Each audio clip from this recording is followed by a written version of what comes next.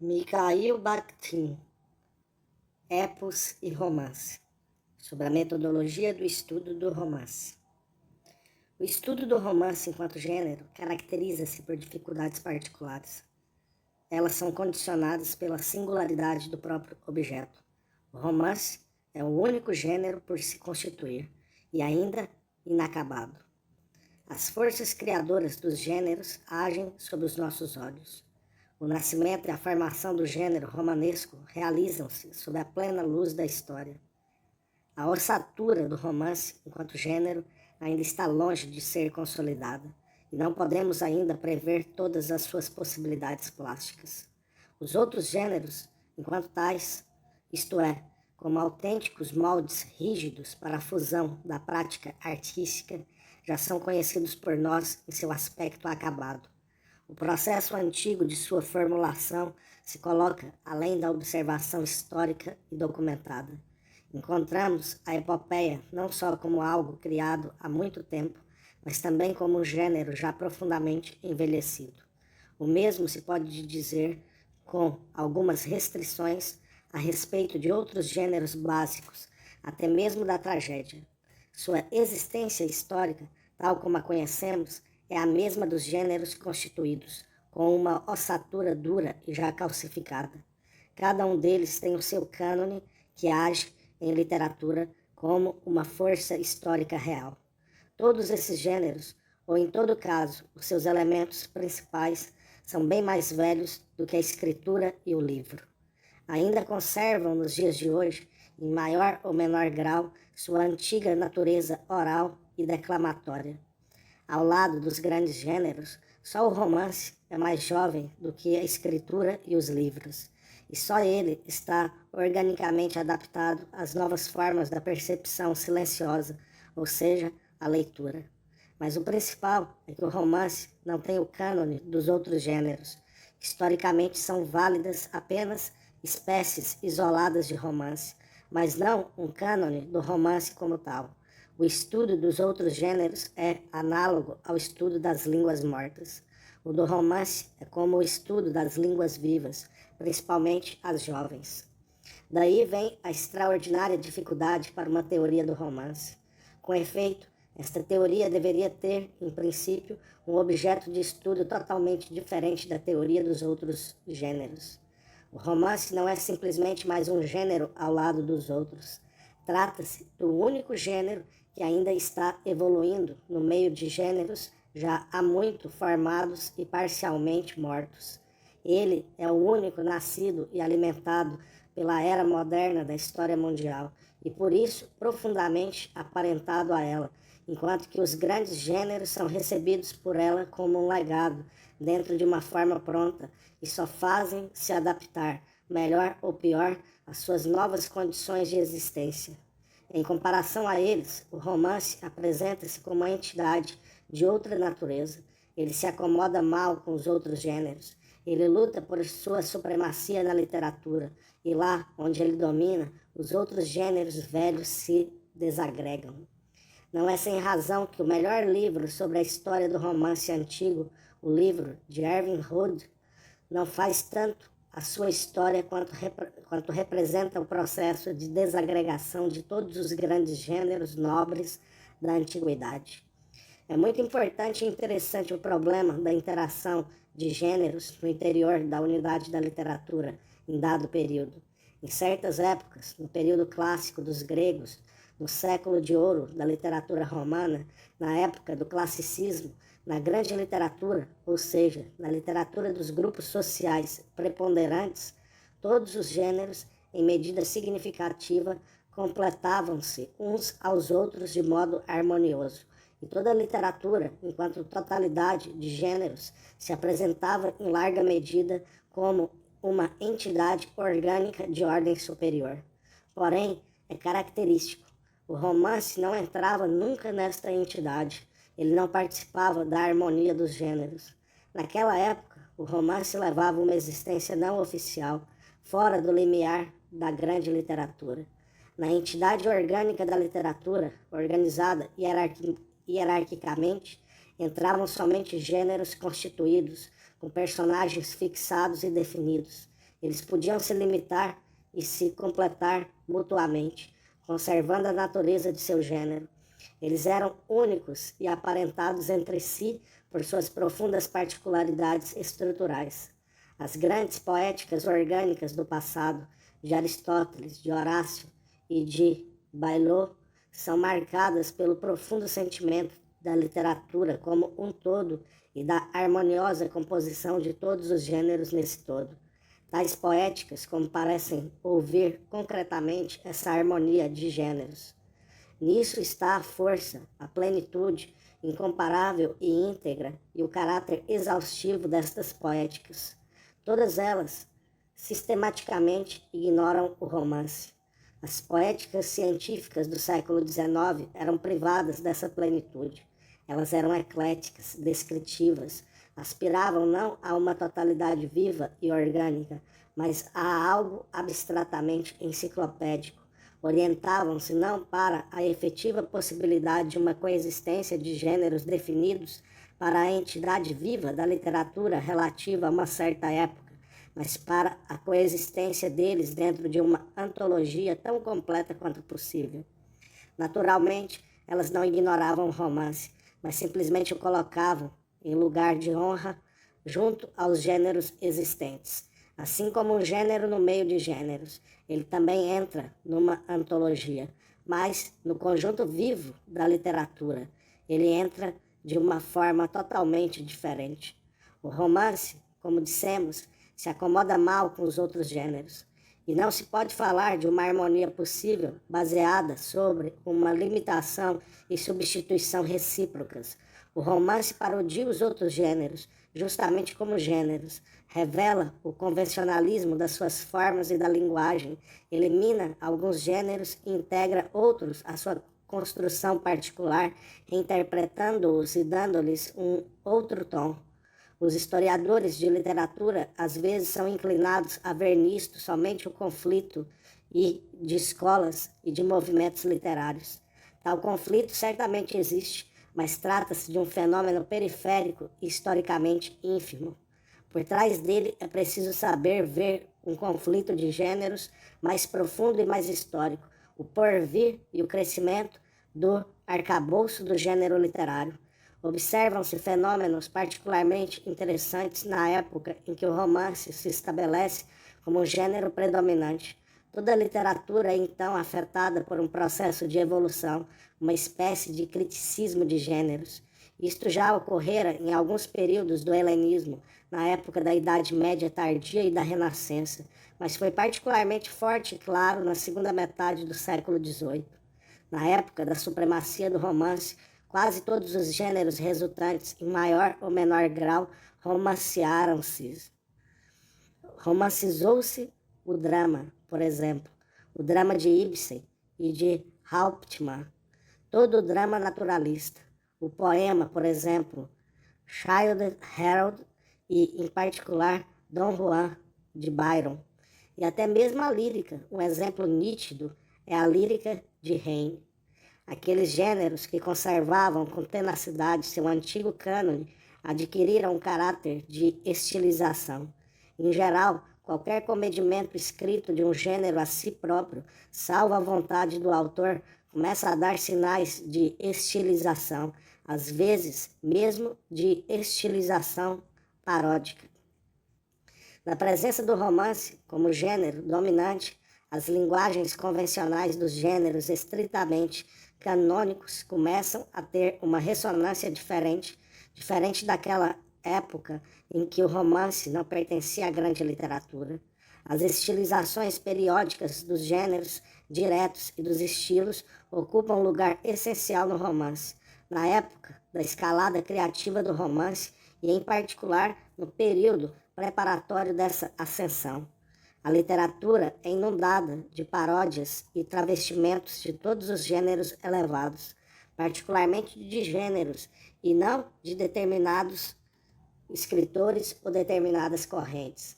São as paródias que se apresentam como precursoras satélites e, num certo sentido, como esboços do romance. Porém, é característico que o romance não dê estabilidade a nenhuma das suas variantes particulares. Em toda a história do romance, desenrola-se uma periodização sistemática ou um travestimento das principais variantes de gênero, predominantes ou em voga naquela época, e que tendem a se banalizar. As paródias do romance de cavalaria. A primeira paródia de aventuras é o romance de cavalaria que data do século XIII. Trata-se do Dit d'Aventure. O romance barroco, o romance pastoral, Le Berger Extravagant, de Sorel, o romance sentimental de Fieldman e Grandison, dois de Massaus, etc. Este caráter autocrítico do romance é seu traço notável como gênero em formação. Como se exprime a romancização dos outros gêneros? Eles se tornam mais livres e mais soltos. Sua linguagem se renova por conta do plurilinguismo extraliterário e por conta dos estratos romanescos da língua literária. Eles dialogizam-se e, ainda mais, são largamente penetrados pelo riso, pela ironia, pelo humor, pelos elementos de autoparodização. Finalmente, e isto é o mais importante, o romance introduz uma problemática, um inacabamento semântico específico e o contato vivo com o inacabado, com a sua época que está se fazendo, o presente ainda não acabado. Todos estes fenômenos, como veremos adiante, são explicados pela transposição dos gêneros para uma nova área de estruturação das representações literárias, a área de contato com o presente inacabado, a área pela primeira vez assimilada pelo romance. Certamente, não se pode explicar o fenômeno da romancização somente pela influência direta e espontânea do próprio romance em si, mesmo onde semelhante influência possa ser constatada e prontamente demonstrada, ela se entrelaça indissoluvelmente com a ação direta das transformações da própria realidade, que determinam também o romance e que condicionam a sua supremacia naquela época. O romance é o único gênero em evolução, por isso ele reflete mais profundamente, mais substancialmente, mais sensivelmente, mais rapidamente a evolução da própria realidade. Somente o que evolui pode compreender a evolução. O romance tornou-se o principal personagem do drama da evolução literária na era moderna, precisamente porque, melhor que todos, é ele que expressa as tendências evolutivas do novo mundo. Ele é, por isso, o único gênero nascido naquele mundo e em tudo semelhante a ele. O romance antecipou muito e ainda antecipa a futura evolução de toda a literatura. Deste modo, tornando-se o senhor, ele contribui para a renovação de todos os outros gêneros. Ele os contaminou e os contamina por meio da sua evolução e pelo seu próprio inacabamento. Ele os atrai imperiosamente à sua órbita, justamente porque esta órbita coincide com a orientação fundamental do desenvolvimento de toda a literatura. Nisto reside a importância excepcional do romance como objeto de estudo para a teoria e para a história da literatura. Infelizmente, os historiadores da literatura levam habitualmente este conflito do romance com os outros gêneros constituídos e todos os fenômenos de romancização em direção à existência e conflito das escolas e das correntes. Eles qualificam, por exemplo, um poema romanceado, o que é correto, como um poema romântico e pensam que tudo está dito.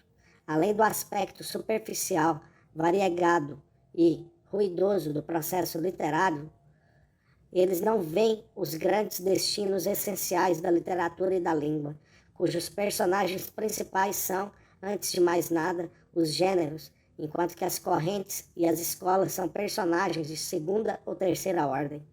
A teoria da literatura revela sua total incapacidade em relação ao romance. Com os outros gêneros, ela trabalha correta e precisamente, um objeto pronto, que foi construído de modo determinado e claro. Em todas as épocas clássicas do seu desenvolvimento, estes gêneros conservaram a sua estabilidade e o seu cânone. Suas variações segundo as épocas, as correntes e as escolas são periféricas e não tocam a ossatura de gêneros que está neles solidificada. Basicamente, a teoria destes gêneros acabados não conseguiu, até os nossos dias, adicionar quase nada de substancial àquilo que já fora feito por Aristóteles. Sua poética se tornou o fundamento imutável para a teoria dos gêneros, ainda que, às vezes, ele se aprofunde tanto e não se possa acompanhá-lo. Tudo ia bem enquanto não se tocava no romance, mas já os outros gêneros romancizados colocaram a teoria em xeque. Sobre o problema do romance, a teoria dos gêneros encontra-se em face de uma reformulação radical. Graças ao trabalho meticuloso dos sábios, foi acumulada uma documentação histórica enorme. Foi esclarecida uma série de questões ligadas à origem das variedades particulares de romance, mas o problema do gênero, no seu todo, não encontrou uma solução de princípio satisfatória. Continuou-se a considerá-lo como um gênero no meio de outros gêneros. Tentou-se fixar suas diferenças de gênero constituído em relação aos outros gêneros constituídos. Tentou-se desvendar o seu cânone interno como um determinado sistema de índices de gênero invariáveis e fixos. Os trabalhos sobre o romance levavam, na grande maioria dos casos, ao registro e à descrição tão completos quanto possíveis sobre as variedades romanescas, mas, no conjunto, tais registros nunca conseguiram dar qualquer fórmula que sintetizasse o romance como gênero. Além do mais, os pesquisadores não conseguiram apontar nem um só traço característico do romance invariável e fixo, sem qualquer reserva que o anulasse por completo. Eis alguns exemplos destes índices de gênero. O romance é um gênero de muitos planos, mas existem excelentes romances de um único plano. O romance é um gênero que implica um enredo surpreendente e dinâmico, mas existem romances que atingiram o limite da descrição pura. O romance é um gênero de problemas, mas o conjunto da produção romanesca corrente apresenta um caráter de pura diversão e frivolidade, inacessível a qualquer outro gênero. O romance é uma história de amor, mas os maiores modelos do romance europeu são inteiramente desprovidos do elemento amoroso. O romance é um gênero prosaico, mas existem excelentes romances em verso. Pode-se citar ainda grande número de índices de gênero de romance, anulados pela restrição que lhes é associada com toda honestidade. Muito mais interessantes e lógicas são as definições normativas do romance dadas pelos próprios romancistas, que procuram uma variante precisa e a declaram como a única forma correta de romance necessária e atual. Tal é, por exemplo, o célebre prefácio de Rousseau para La Nouvelle Héloïse, o prefácio de Wieland para Agathon, o de Wetzel para Tobias Canute. Tais são as numerosas declarações e opiniões de românticos em torno de Wilhelm Meister e de Lucinda, etc. Tais declarações, que não tentam abranger todos os tipos de romance em uma definição eclética, em compensação, tomam parte na formação viva do romance enquanto gênero. Eles refletem frequente, profunda e exatamente a luta do romance com os outros gêneros e consigo mesmo, com as formas de outros tipos de romance determinantes e em voga, em dadas etapas do seu desenvolvimento. Elas se aproximam da posição singular do romance na literatura, posição sem medida comum com os outros gêneros. Neste sentido, a criação de um novo tipo de romance no século XVIII é acompanhada por uma série de julgamentos particulares significativos. Abre-se esta série com os julgamentos de Fielding sobre o seu romance e o seu personagem, Tom Jones. Em continuação, surge o prefácio de Wieland para Agathon, mas o elo mais importante é o ensaio sobre o romance de Blankenburg. Na realidade, a conclusão desta série surge com a teoria do romance dada posteriormente por Hegel. Para todas estas declarações, que refletem a evolução do romance em uma das suas etapas importantes, Tom Jones, Agathon, Wilhelm Meister, são características as seguintes exigências. 1. O romance não deve ser poético, no sentido pelo qual os outros gêneros literários se apresentam como tais. 2. O personagem do romance não deve ser heróico, nem no sentido épico, nem no sentido trágico da palavra. Ele deve reunir em si tanto os traços positivos quanto os negativos, tanto os traços inferiores quanto os elevados, tanto os cômicos quanto os sérios. 3. O personagem deve ser apresentado não como algo acabado e imutável, mas como alguém que evolui, que se transforma, alguém que é educado pela vida. 4. O romance deve ser para o mundo contemporâneo aquilo que a epopeia foi para o mundo antigo. Esta ideia, com toda clareza, foi exposta por Blankenberg e mais tarde retomada por Hegel. Todas estas exigências de sustentação têm um lado extremamente importante e produtivo. Trata-se da crítica do ponto de vista do romance, dos outros gêneros e das suas relações com a realidade, da sua heroicização enfática, do seu convencionalismo, do seu poetismo restrito e inerte, da sua monotonia e abstração, do aspecto acabado e da imutabilidade dos seus personagens. Na realidade, o que se propõe aqui é uma crítica dos princípios da literaturidade e da poeticidade próprios aos outros gêneros e às formas anteriores do romance, o romance heróico barroco, o romance sentimental de Richardson. Estes julgamentos foram reforçados em medida significativa pela prática destes romancistas. Aqui o romance, tanto na sua prática quanto na teoria que lhe é correlata, apresenta-se direta e conscientemente como gênero crítico e autocrítico, como algo que deve renovar os próprios fundamentos da literaturidade e da poeticidade dominantes. O confronto do romance com o epos e a oposição deles apresenta-se, por um lado, como um aspecto da crítica de outros gêneros literários, em particular do tipo mesmo de heroicização épica. Por outro lado, tem por objetivo elevar a sua significação como gênero mestre da nova literatura. As exigências, teses citadas por nós tornam-se um dos vértices da tomada de consciência do romance.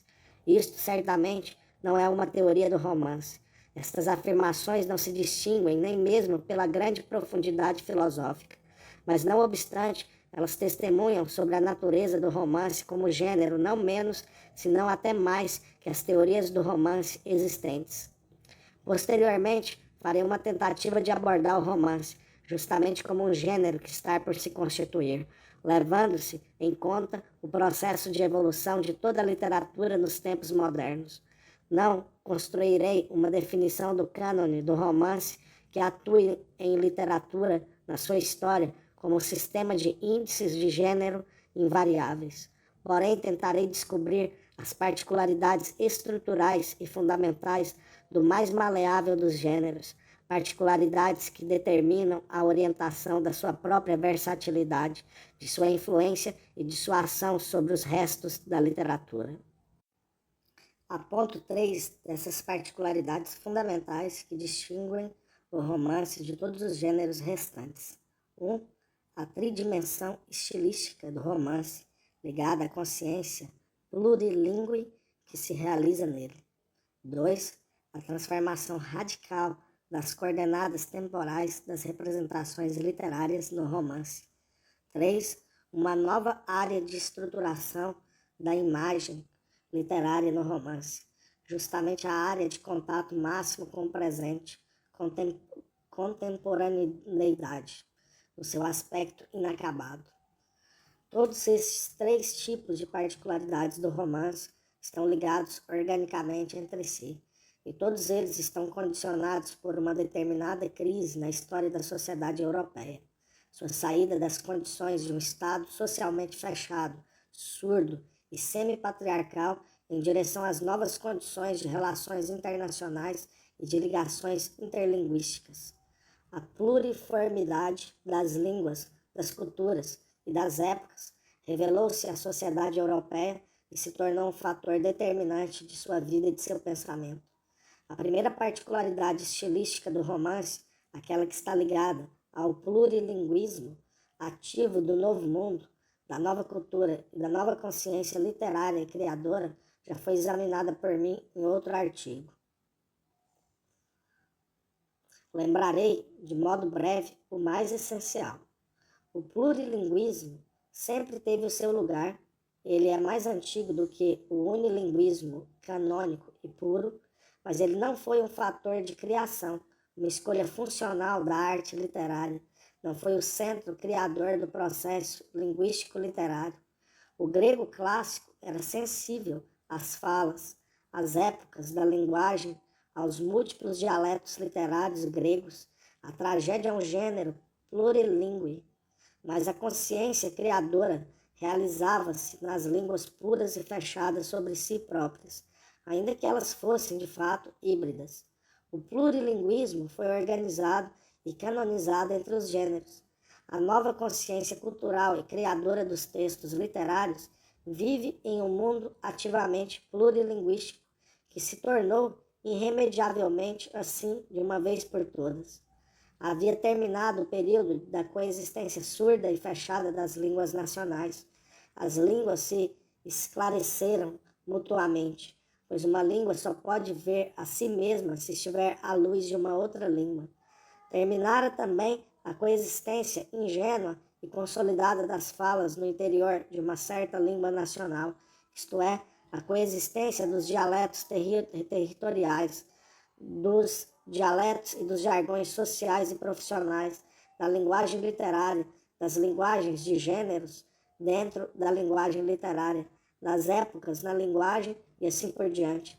Tudo isso é colocado em movimento e entra no processo da mútua atuação e mútuo esclarecimento ativos.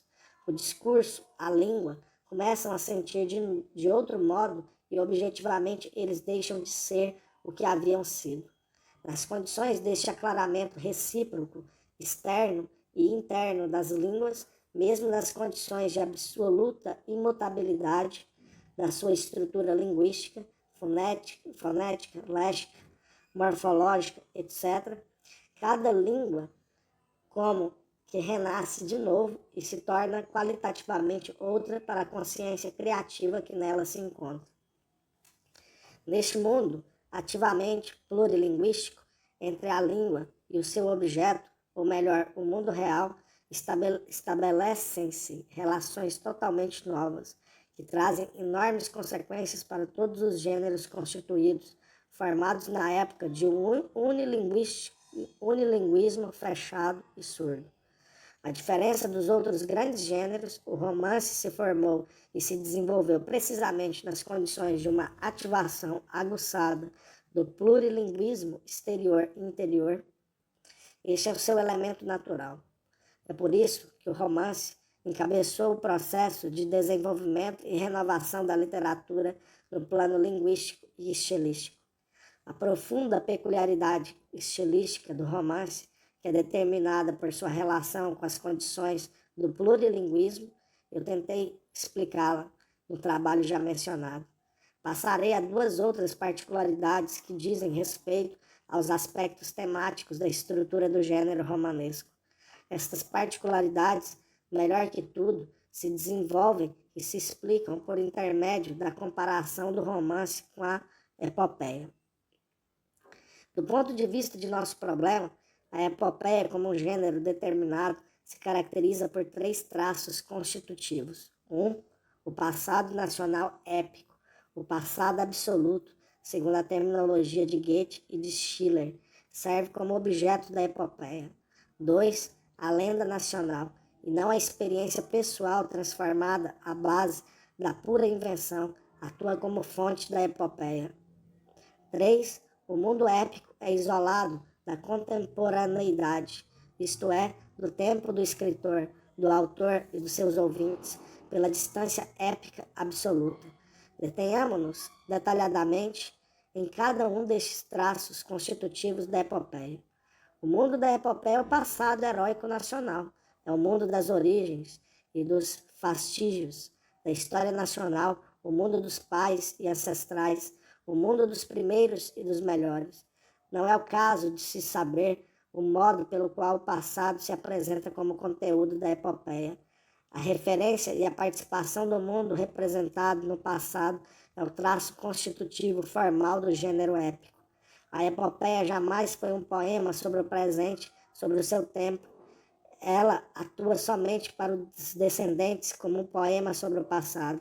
A epopeia, como gênero definido e notório, desde o seu início foi um poema sobre o passado, e a orientação do autor, ou seja, a diretiva do articulador do discurso épico, a qual é imanente e constitutiva da epopeia, é a orientação de uma pessoa que fala sobre o passado inacessível, a disposição de volta de um descendente. O discurso épico, por seu estilo, tom e caráter imagético, está infinitamente longe do discurso de um contemporâneo que fala sobre um contemporâneo aos seus contemporâneos. Onegin, o meu bom amigo, nasceu nas margens do Neva, onde talvez você tenha nascido ou brilhado, meu leitor. O Aedra e o ouvinte, imanentes ao gênero épico, situam-se na mesma época e no mesmo nível de valores hierárquicos, mas o mundo representativo dos personagens situa-se em um nível de valores e tempos totalmente diferentes e inacessíveis, separados pela distância épica. Interpõe-se entre eles a lenda nacional. Representar um evento em um único nível axiológico e temporal com o seu próprio e com um dos seus contemporâneos, e por conseguinte na base de uma experiência pessoal ou de ficção, significa fazer uma mudança radical, passar do mundo épico para o romanesco. Certamente pode-se perceber o nosso tempo, do ponto de vista do seu significado histórico, como um tempo heróico e épico que está distanciado, como que visto de longe, não de nós, os contemporâneos, mas à luz do porvir. E pode-se perceber o passado de uma maneira familiar, como se fosse o nosso presente. Mas com isso, nós percebemos não o presente no presente, nem o passado no passado. Nós nos arrancamos de nosso tempo da área do seu contato familiar conosco. Falamos da epopeia como de um gênero definido e real que chegou até nós. Já a encontramos como um gênero acabado, até mesmo enrijecido e quase esclerosado. Sua perfeição, moderação e a total falta de ingenuidade artística falam sobre a sua velhice enquanto gênero, sobre o seu longo passado, mas a respeito deste passado não só podemos conjecturar, e é necessário dizer que o fazemos, por ora muito mal, não sabemos nada sobre aquelas hipotéticas canções primitivas que precederam a constituição da epopeia e a criação da tradição do gênero épico, canções que giravam em torno dos seus contemporâneos e que eram uma ressonância espontânea dos eventos que tinham lugar. Sobre isso, sobre quais fossem esses cantos primitivos dos aedos ou essas cantilenas, nós só podemos conjecturar. Não temos motivo algum para pensar que fossem mais parecidas com os cantos épicos posteriores conhecidos por nós do que, por exemplo, com a nossa crônica ou com a nossa atual Chatushka. Os cantos épicos que heroificavam os seus contemporâneos, que nos são acessíveis e perfeitamente reais, originam-se bem depois da criação da epopeia, já em solo da antiga e poderosa tradição épica. Eles transferem uma forma épica preparada aos eventos da época e aos seus contemporâneos, ou melhor, transferem-lhes a forma cronológica e axiológica do passado e nos fazem participar do mundo dos pais, das origens e dos fastígios, como que canonizando-os em vida. Em certo sentido, nas condições de uma sociedade patriarcal, os representantes das classes dominantes pertencem, enquanto tais, ao mundo dos ancestrais e estão isolados dos restantes por uma distância quase épica.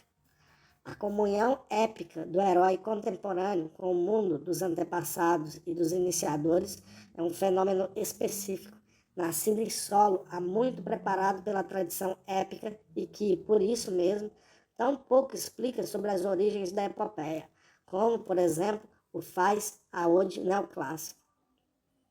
Qualquer que tenha sido a sua origem, a epopeia real que chegou até nós é a forma de um gênero acabado de maneira absoluta e muito perfeita, cujo traço constitutivo é a relação do mundo por ela representado no passado absoluto das origens e dos fastígios nacionais.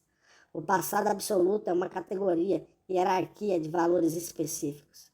Para a visão do mundo épico, o começo, o primeiro, o fundador, o ancestral, o predecessor, etc., não são apenas categorias temporais, mas igualmente axiológicas e temporais. Este é o grau superlativo axiológico-temporal que se realiza tanto pela atitude das pessoas, como também pela atitude de todas as coisas e fenômenos do mundo épico. Neste passado tudo é bom, e tudo é essencialmente bom, o primeiro, unicamente neste passado. O passado épico absoluto é a única fonte e origem de tudo que é bom para os tempos futuros. Assim afirma a forma da epopeia. A memória, e não o conhecimento, é a principal faculdade criadora e a força da literatura antiga. E assim foi, não se pode mudar isto. A tradição do passado é sagrada. Ainda não se tem a consciência da relatividade de todo o passado. A experiência, o conhecimento e a prática, o futuro, definem o romance. Na época do helenismo começa o contato com os heróis do ciclo épico da Guerra de Troia. O épico converte-se em romance. O material épico transpõe-se para o romanesco, para uma área de contato, passando pelo estágio da familiarização e do riso. Quando o romance se torna gênero proeminente, a teoria do conhecimento se converte na principal disciplina filosófica. Não é sem razão que o passado épico é chamado passado absoluto. Ele, que atua simultaneamente como passado de valorização hierárquica, está desprovido de qualquer relatividade, isto é, despojado daquelas transições graduais, puramente materiais, que o ligariam com o presente. Ele está isolado pela fronteira absoluta de todas as épocas futuras e, antes de tudo, daquele tempo no qual se encontram o cantor e os seus ouvintes. Esta fronteira, por conseguinte, é imanente à própria forma da epopeia e percebe-se que ela ressoa em cada uma de suas palavras. Destruir este limite significa destruir a forma da epopeia enquanto gênero. É precisamente por isso que o passado absoluto está separado de todos os tempos posteriores. Ele é absoluto e perfeito. Ele é fechado como um círculo e dentro dele tudo está integralmente pronto e concluído. No mundo épico não há nenhum lugar para o inacabado, para o que não está resolvido, nem para a problemática. Nele não são permitidas quaisquer passagens para o futuro. Ele se satisfaz a si mesmo, não pressupõe nenhum prolongamento e nem precisa dele. As definições temporais e axiológicas estão fundidas aí num todo indissolúvel. Como nos antigos estratos semânticos da língua, tudo aquilo que participa deste passado o faz na sua autêntica essencialidade e significação. Mas, por outro lado, adquire um acabamento e uma conclusão e despoja-se, por assim dizer, de todos os direitos e pretensões a um desenvolvimento real. A conclusão absoluta e o seu caráter acabado, eis os traços essenciais do passado épico, axiológico e temporal. Passemos à lenda.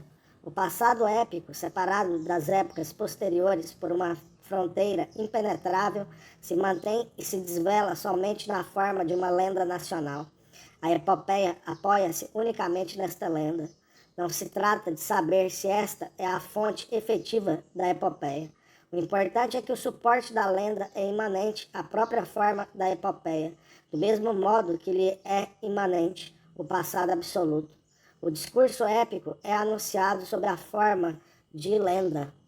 O mundo épico do passado absoluto, por sua própria natureza, é inacessível à experiência individual e não admite pontos de vista e apreciações pessoais.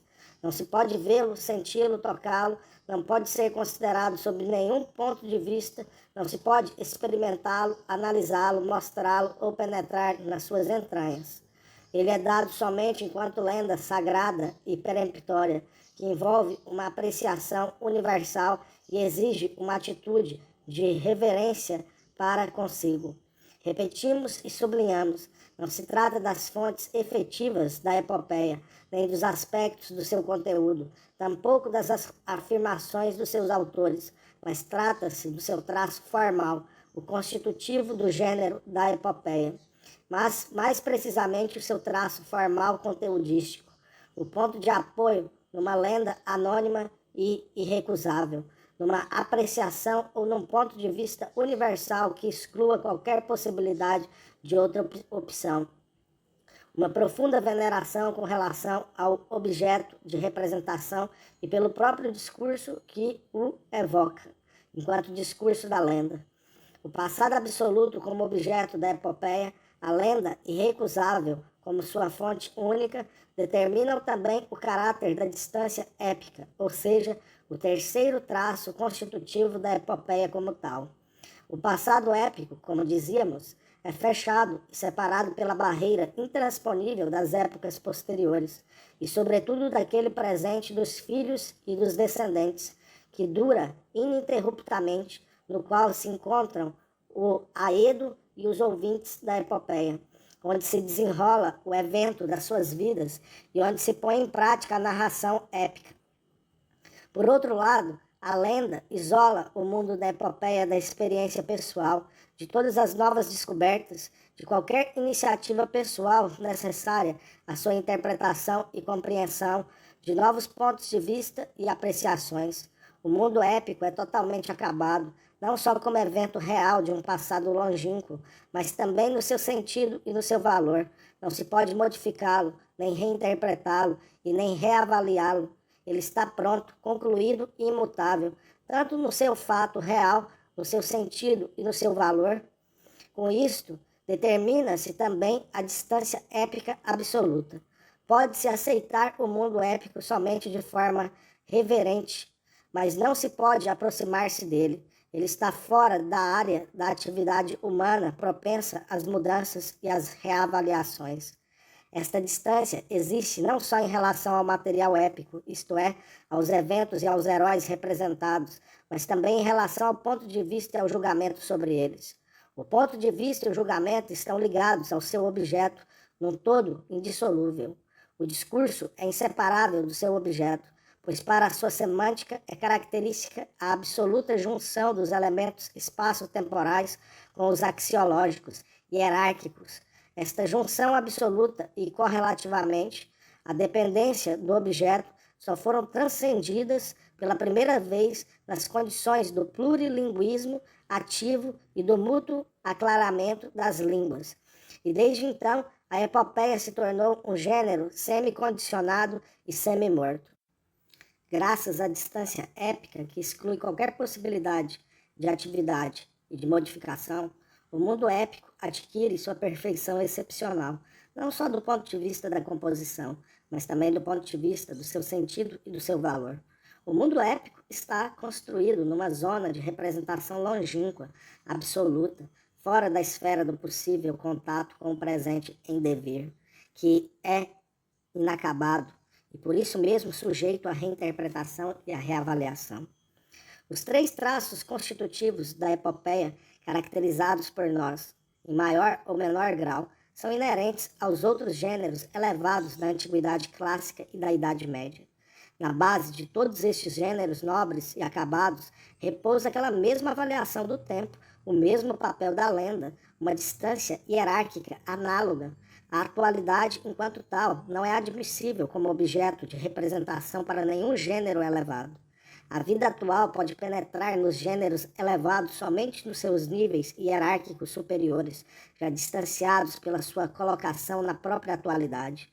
Entretanto, penetrando nos gêneros elevados, por exemplo, nas odes de Píndaro ou em Simônides, os acontecimentos, os heróis e os vencedores de uma atualidade sublime, como que comungam do passado, ligam-se por meio de diferentes elas e ligações intermediárias a uma única trama do passado heróico e da lenda.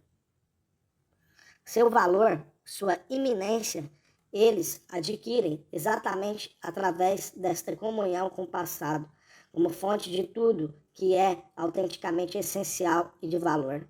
Eles, por assim dizer, se arrancam de seu tempo com o que ele tem de irresoluto, de aberto, de possível reinterpretação e reavaliação. Eles se elevam no nível axiológico do passado e adquirem nele o seu caráter acabado. Não se deve esquecer que o passado absoluto não é aquele tempo, no nosso sentido limitado e preciso da palavra, mas uma certa categoria axiológica, temporal e hierárquica. Não se pode ser grande no seu tempo. Atribuir grandezas é sempre tarefa da posterioridade, para a qual elas serão do passado, aparecerão como uma imagem longínqua, tornar-se-ão objeto de memória, e não um objeto de visão e de contato vivos. No gênero do tipo monumento, o poeta constrói sua imagem no plano do futuro longínquo e da sua posterioridade futura. Conferir os epitáfios dos déspotas orientais e os de Augusto. No mundo da memória, um fenômeno aparece em um contexto inteiramente singular, nas condições de uma particular conformidade às leis, em circunstâncias diferentes daquelas do mundo da visão real e do contato familiar e prático. O passado épico é uma forma particular de percepção literária do homem e do acontecimento. Ela coincidia quase que completamente com a percepção literária e com a representação em geral. A representação literária é uma forma subespécie a eternitatis. Representar e imortalizar pelo discurso literário só é possível e viável para aquilo que é digno de ser comemorado e mantido na memória dos descendentes. E é no plano antecipado da sua longínqua memória que ele assume a forma. Para os seus contemporâneos, a atualidade, que não virá a ser memória, é comemorada em argila, e aquela que visa o futuro, a posterioridade, é comemorada em mármore e bronze. É importante a correlação dos tempos. A acentuação de valores não repousa no futuro, o qual não lhe serve, e não é na sua presença que os méritos existem. Eles vivem em face de uma eternidade atemporal. Eles servem de futura memória para o passado, de alargamento para o mundo do passado absoluto, enriquecendo com novas imagens, às custas da atualidade, este mundo, o qual sempre se opôs, por princípio, a qualquer passado transitório. A lenda também conserva a sua importância nos gêneros nobres e acabados, ainda que o seu papel nas condições da criação individual livre se torne mais convencional do que na epopeia.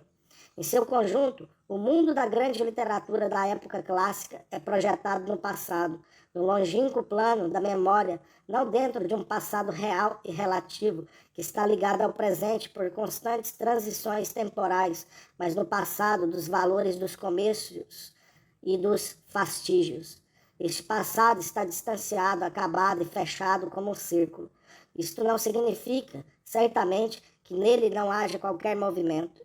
Ao contrário, as categorias temporais relativas que estão dentro dele são ricas e finamente elaboradas. As nuances de antes, mais tarde, a sucessão dos momentos, da celeridade, da duração, etc., está presente uma elevada técnica literária do tratamento do tempo. Mas todos os pontos deste tempo, arredondado e acabado, distam igualmente do tempo real e móvel da atualidade. Ele, em sua essência, não está localizado num processo histórico real, nem é correlacionado ao presente e ao futuro. Ele conserva, por assim dizer, toda a plenitude dos tempos sobre si mesmo.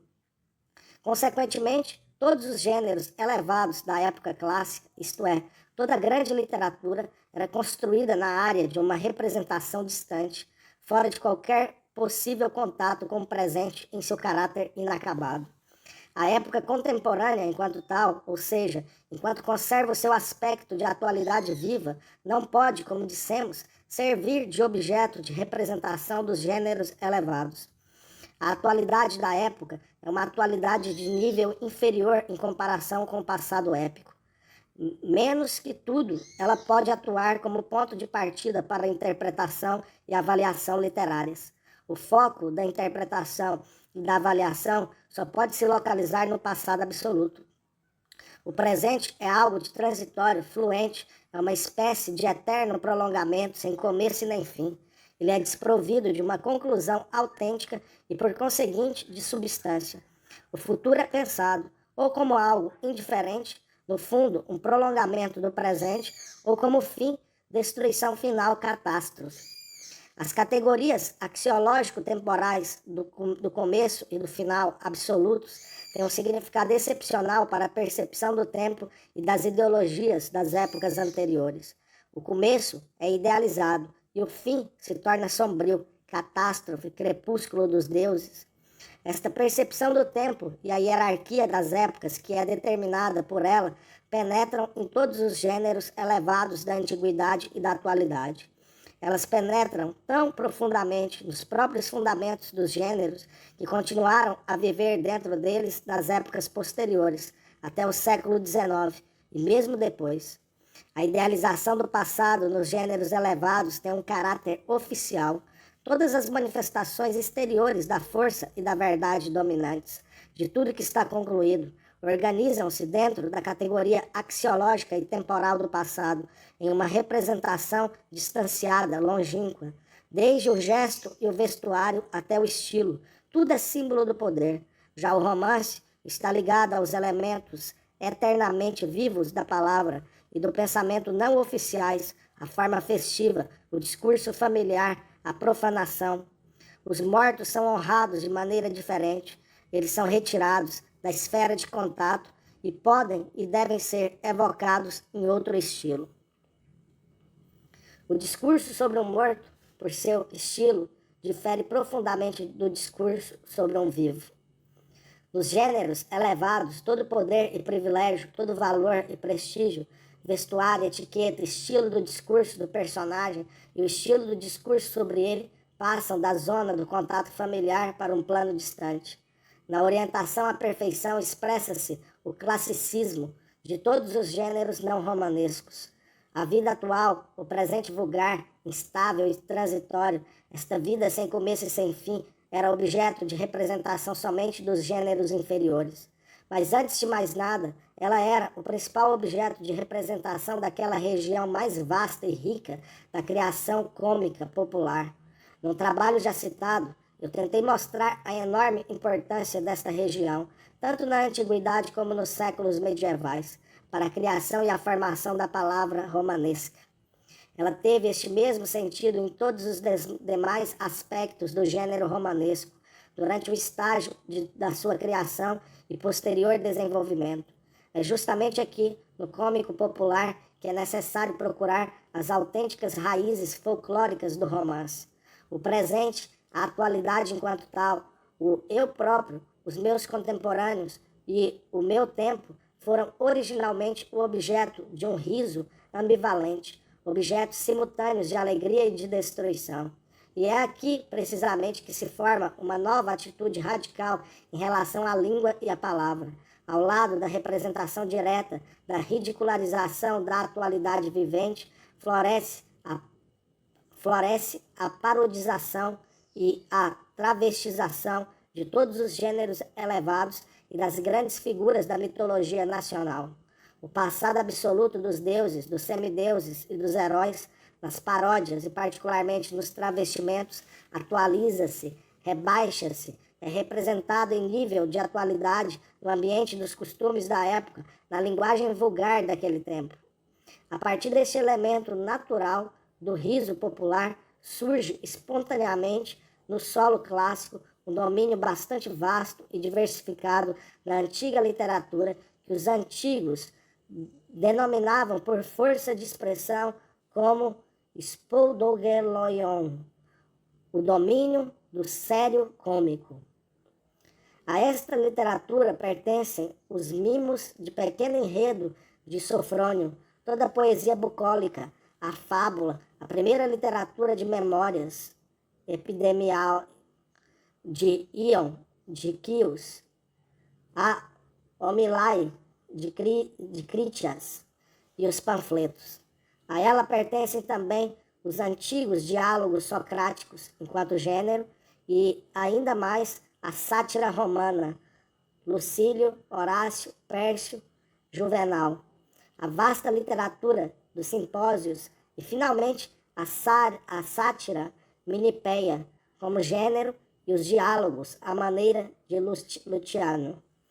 Todos estes gêneros, englobados pelo conceito do sério cômico, aparecem como autênticos predecessores do romance. E mais, alguns deles são gêneros de tipo puramente romanesco, que mantêm sob a forma embrionária e às vezes sob a forma desenvolvida os principais elementos das mais importantes variantes posteriores do romance europeu.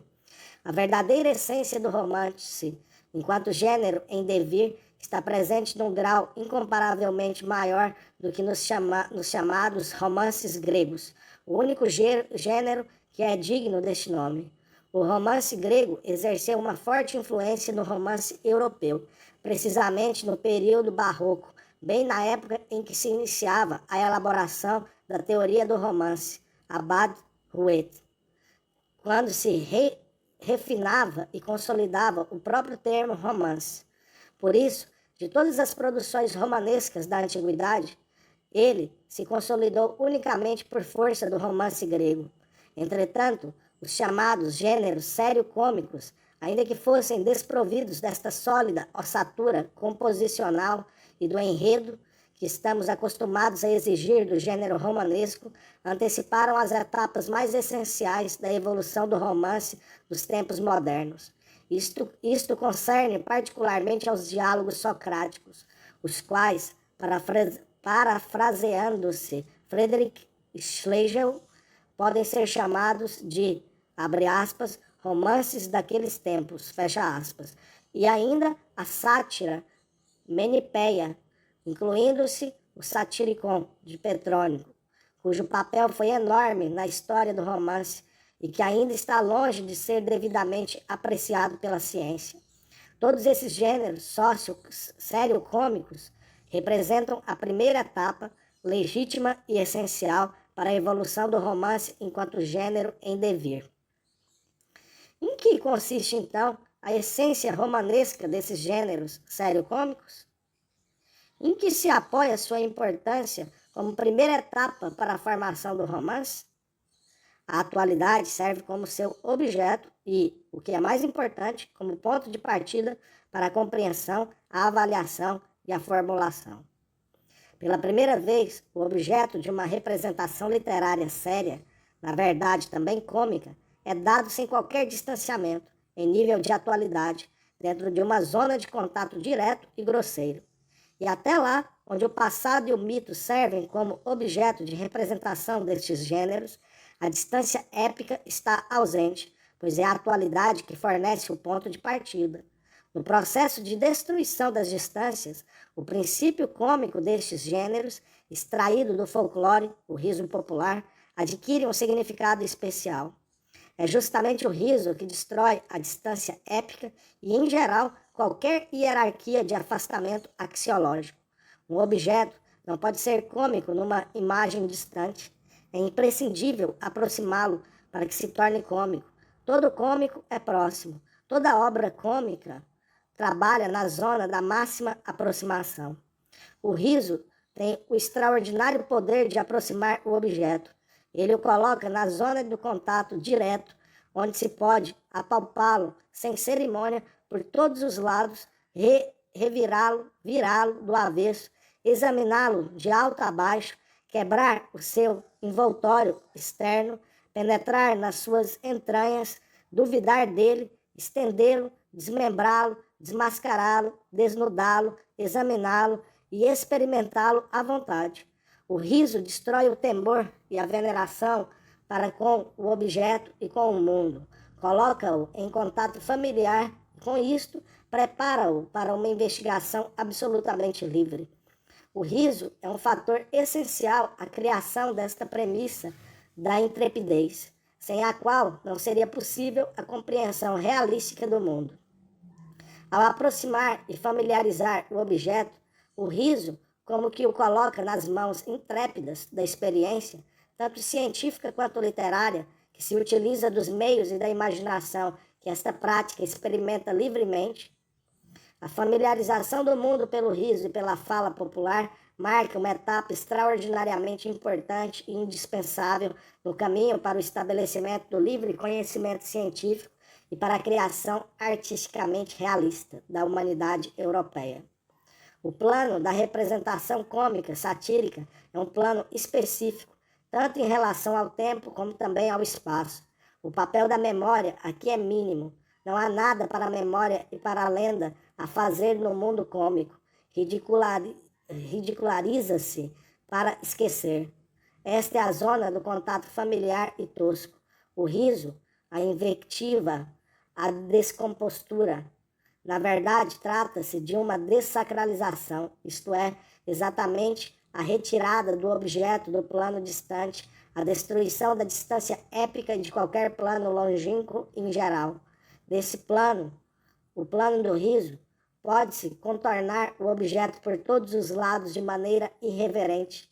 É mais o dorso, a parte posterior do objeto, e do mesmo modo as suas entranhas, que não convém mostrar, adquirem um sentido particular neste plano.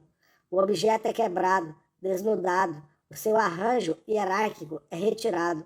Despido, ele é ridículo, como também é ridícula a sua roupa vazia, retirada e separada da sua pessoa. Ocorre a operação cômica do desmembramento. O objeto cômico pode ser representado, isto é, atualizado. O objeto do jogo é a simbólica literária original do espaço e do tempo. O alto, o baixo, o frontal, o traseiro, o anterior, o posterior, o primeiro, o último, o passado, o presente, o breve, o imediato, o longo, etc. A lógica literária da análise, do desmembramento e da morte é preponderante. Temos um documento notável que reflete o nascimento simultâneo do conceito científico e da nova personagem romanesca na arte literária em prosa. Trata-se dos diálogos socráticos. Tudo é característico nesse gênero magnífico, nascido no final da Antiguidade Clássica. Característico é o fato de que ele tenha surgido como aponeumomate, isto é, como gênero do tipo memórias, como anotações a partir da memória pessoal de conversas verídicas com os contemporâneos. Além disso, é característico o fato de que a figura central do gênero seja uma pessoa que fala e que conversa. Característica é a associação na personagem de Sócrates, herói principal deste gênero, da máscara popular de um bobo que não compreende nada, quase um marquita, com traços de um pensador elevado, no espírito das lendas dos sete sábios. O resultado desta composição é a imagem ambivalente da sábia ignorância. É característica, enfim, a autoglorificação ambivalente ao diálogo socrático. Abre aspas, eu sou o mais sábio de todos, por isso eu sei que não sei nada. Fecha aspas. Na figura de Sócrates, pode-se estudar um novo tipo de heroicização prosaica. Ao redor desta figura surgem as lendas carnavalescas. Por exemplo, a relação de Sócrates com Xantipa. O personagem principal se transforma em bufão, conferir a carnavalização posterior das lendas em torno de Dante e Pushkin, etc. É característico ainda mais o diálogo narrado, emoldurado por uma narração dialógica e canônica para este gênero. A característica é a vizinhança, tão próxima quanto possível para o grego clássico, da linguagem desse gênero com a linguagem coloquial popular, e é extremamente característico que esses diálogos tenham revelado a prosa ática e que eles estejam ligados à renovação fundamental da prosa literária e prosaica, por meio da substituição das línguas. Característico ainda é que este gênero seja, ao mesmo tempo, um sistema bastante complexo de estilos e mesmo de dialetos, que o penetram como modelos de linguagens e de estilos, com diferentes graus de parodicidade. Para nós, portanto, trata-se de um gênero multi-estilístico, tal como o verdadeiro romance. A própria figura de Sócrates é característica, atuando como um notável exemplo de heroicização romanesca em prosa, tão diferente da épica. Finalmente, profundamente característico, Isto é o mais importante para nós, é a combinação do cômico, da ironia socrática e de todos os sistemas de rebaixamento socrático, com uma investigação séria, elevada e pela primeira vez livre do mundo, do homem e do pensamento humano. O riso socrático, abafado até a ironia e os seus rebaixamentos, todo um sistema de metáforas e de comparações tomados das baixas esferas da vida, dos ofícios, da vida cotidiana, etc., aproxima e torna o mundo familiar, para que se possa examiná-lo sem receios e livremente.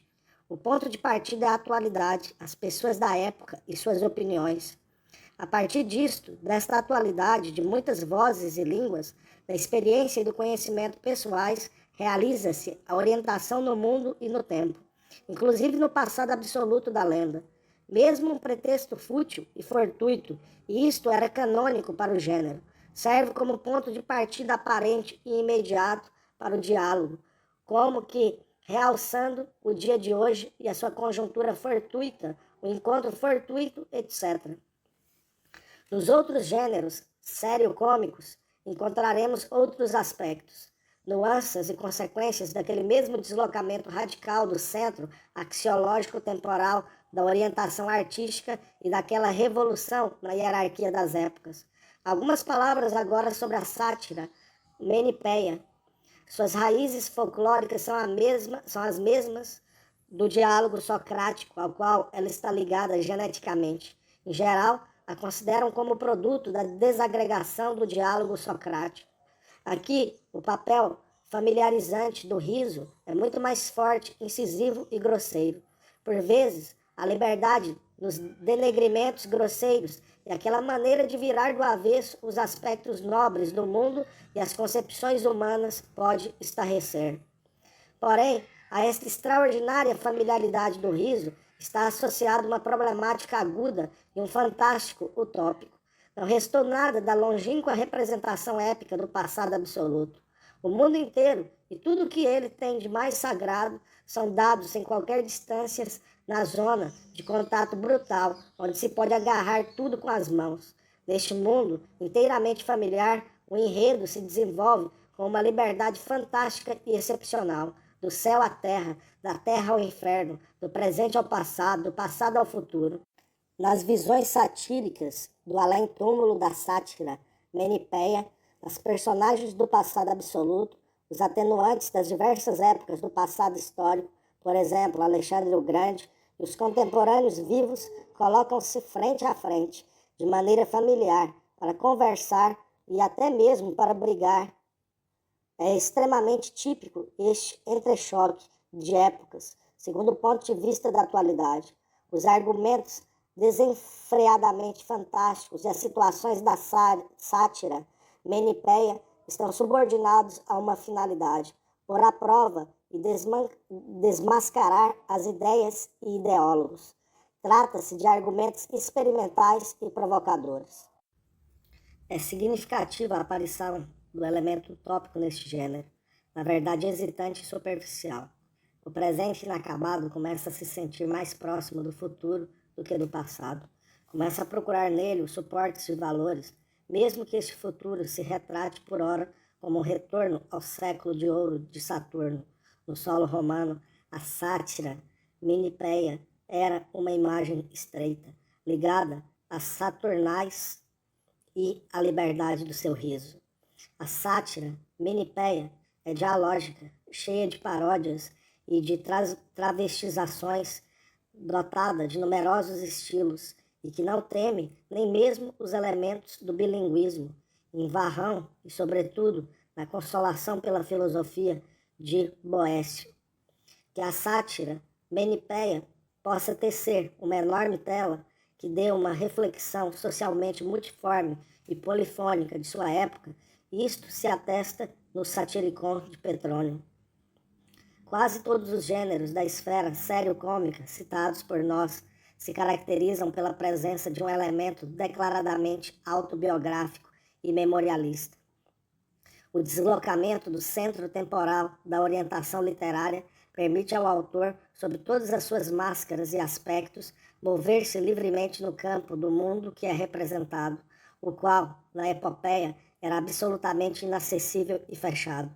Este deslocamento coloca, de um lado, o autor e os seus ouvintes, e de outro, os heróis e o mundo por ele representados, naquele mesmo e único plano axiológico e temporal, no único nível que atua através dos seus contemporâneos, dos possíveis conhecidos, dos amigos, que familiariza suas atitudes. Lembro outra vez o início manifestada e acentuadamente romanesco de Onegin. O campo de representação do mundo modifica-se segundo os gêneros e as épocas de desenvolvimento da literatura. Ele é organizado de maneiras diferentes e limitado de vários modos no espaço e no tempo. Este campo é sempre específico. O romance está ligado aos elementos do presente inacabado que não o deixam se enrijecer. O romancista gravita em torno de tudo aquilo que não está ainda acabado. Ele pode aparecer no campo da representação em qualquer atitude, pode representar os momentos reais da sua vida ou fazer uma alusão, pode se intrometer na conversa dos personagens, pode polemizar abertamente com seus inimigos literários, etc. Não se trata somente da aparição da imagem do autor no campo da representação, trata-se também do fato que o autor autêntico, formal e, primeiro, o autor da imagem do autor, redunda em novas relações com o mundo representado. Elas se encontram agora naquelas mesmas medidas axiológicas e temporais que representam num único plano o discurso do autor com o discurso do personagem representado e que pode atuar junto com ele, mas exatamente não pode deixar de atuar nas mútuas relações dialógicas e nas combinações híbridas. É exatamente esta nova posição do autor, primeiro e formal, na zona de contato com o mundo representado, que torna possível a sua aparição no campo de representação da imagem do autor. Esta nova situação do autor é um dos mais importantes resultados para a superação da distância hierárquica épica. Note-se a enorme significação formal, composicional e estilística que tem esta nova posição do autor para a especificidade do gênero romanesco. Não é preciso dar explicações. Neste sentido, nos referimos às almas mortas de Gogol. Para ele, a Divina Comédia afigura-se como a forma para sua epopeia. Ele parecia ver nesta forma a grandeza do seu trabalho, mas foi uma sátira, menipeia, o que ele conseguiu. Ele foi incapaz de sair daquela esfera do contato familiar uma vez entrado nela, e não pôde transferir para esta esfera as imagens concretas, distanciadas. As imagens distanciadas da epopeia e as imagens do contato familiar não poderiam se encontrar de modo algum no único campo de representação. O patético irromperá no mundo da sátira minipeia como um corpo estranho. Este patético concreto tornou-se abstrato e ficou escapando à obra. Gogol não teria tido êxito em passar do inferno e da escuridão para o purgatório e para o paraíso com as mesmas personagens e na mesma obra. Era impossível uma passagem contínua. A tragédia de Gogol é, em certa medida, a tragédia do gênero, entendendo-se o gênero não no sentido formalista, mas como zona e campo da percepção de valores e da representação do mundo. Gogol perdeu de vista a Rússia, isto é, perdeu o plano da sua percepção e representação, emaranhou-se entre a memória e o contato familiar. Grosso modo, ele não conseguiu focalizar a sua objetiva. Mas a contemporaneidade, como novo ponto de partida da orientação literária, não exclui absolutamente a representação do passado heróico, ainda por cima sem qualquer travestização. Um exemplo é a Ciropédia de Xenofonte, que certamente já não pertence ao domínio do sério cômico, mas situa-se nas suas fronteiras. O objeto de representação é o passado, o herói é o grande Ciro, mas o ponto de partida da representação é a realidade da época de Xenofonte. É justamente ela que dita os pontos de vista e as orientações para certos valores. É característico que o passado heróico escolhido pelo autor não seja o nacional, mas o estrangeiro, o bárbaro. O mundo já havia desmoronado.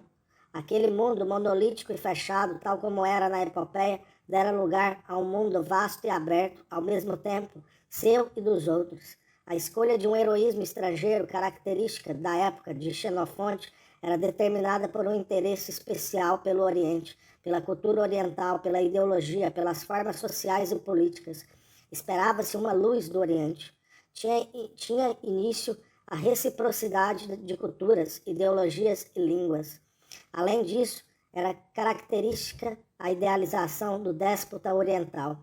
E aqui ressoa a atualidade de Xenofonte com a sua ideia, partilhada por um círculo considerável de seus contemporâneos, de renovação das formas políticas da Grécia no sentido próximo à autocracia oriental. Semelhante idealização do autocrata oriental era, sem dúvida, profundamente estranha para todo o espírito da tradição nacional helênica. Característica ainda e extremamente atual para a época era a ideia da educação do homem. Posteriormente, ela se tornou uma das principais ideias formativas do novo romance europeu. E ainda é característica a transferência intencional e bastante evidente para a imagem do grande Ciro, dos traços de Ciro, o jovem, contemporâneo de Xenofonte, que tinha tomado parte da sua campanha, que sofre ainda a influência de um outro contemporâneo próximo a Xenofonte, Sócrates. E com isto se introduz o elemento de memórias na obra. Finalmente, também é característica a forma da obra, os diálogos emoldurados pela narração. Deste modo, a atualidade e a sua problemática são o ponto de partida e o centro de interpretação de uma apreciação literária ideológica do passado. Este passado é dado sem distanciamento, no nível da atualidade, em verdade, não em camadas baixas, mas em seu plano elevado, no nível da sua problemática avançada. Notamos como que uma nuance utópica nesta obra, como que um reflexo ligeiro e tímido do movimento do presente que parte do passado para o futuro, a Ciropédia é um romance no sentido intrínseco da palavra. A representação do passado no romance não implica absolutamente a modernização deste passado. Em Xenofonte há certamente elementos desta modernização.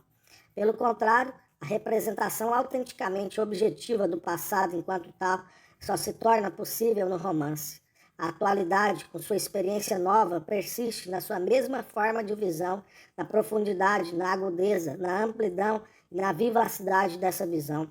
Mas ela não deve penetrar em absoluto no próprio conteúdo da representação como uma força que moderniza e que altera a singularidade do passado, pois toda atualidade importante e séria tem necessidade de uma imagem autêntica do passado, da autêntica linguagem estrangeira de um passado estrangeiro. A revolução na hierarquia dos tempos que foi caracterizada por nós determina também uma mudança radical na estrutura da representação literária. No seu conjunto, ainda que não seja exatamente um conjunto, o presente é, por assim dizer, em princípio, em essência, algo não acabado.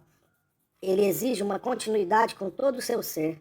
Ele marcha para o futuro. E quanto mais ativa e conscientemente ele vai adiante para esse futuro, tanto mais sensível e mais notável é o seu caráter de inacabado. Por isso, quando o presente se torna o centro da orientação humana no tempo e no mundo, o tempo e o mundo perdem o seu caráter acabado, tanto no seu todo como também em cada parte. O modelo temporal do mundo modifica-se radicalmente. Este se torna um mundo onde não existe a palavra primordial, a origem perfeita, e onde a última ainda não foi dita.